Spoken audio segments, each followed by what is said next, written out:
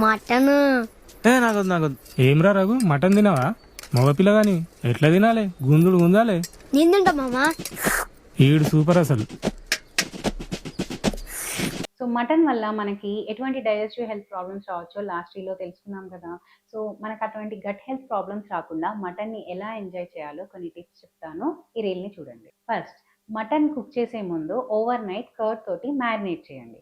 అలా మ్యారినేట్ చేయడం వల్ల దాంట్లో ఉండే ప్రోటీన్ ఫైబర్స్ అనేవి సాఫ్ట్ అయ్యి ఈజీగా కుక్ అయ్యి ఈజీగా డైజెస్ట్ అవుతుంది. అండ్ నెక్స్ట్, దాన్ని కుక్ చేసేటప్పుడు చాలా చిన్న మంట మీద మంచిగా సాఫ్ట్గా కుక్ చేసుకోండి.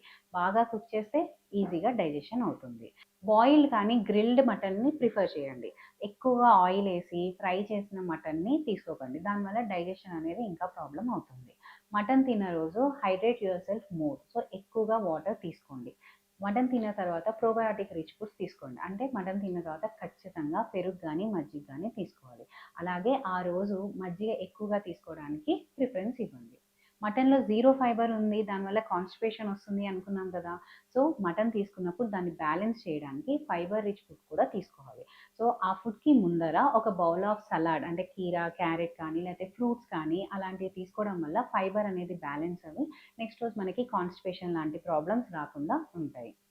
మటన్ తీసుకున్నప్పుడు మటన్తో పాటు ఎక్సెస్ కార్బోహైడ్రేట్స్ కానీ ఫ్యాట్స్ని అవాయిడ్ చేయండి. అంటే మటన్ తీసుకునే రోజు కూల్ డ్రింక్స్, ఎక్కువగా ఫ్యాట్స్ ఉన్న అంటే ఆయిల్ ఉన్న ఫుడ్స్ అలాంటివి తీసుకోకండి. మటన్ కుక్ చేసేటప్పుడు కూడా ఆయిల్ కొంచెం లిమిట్లో పెట్టుకొని కుక్ చేసుకోవాలి.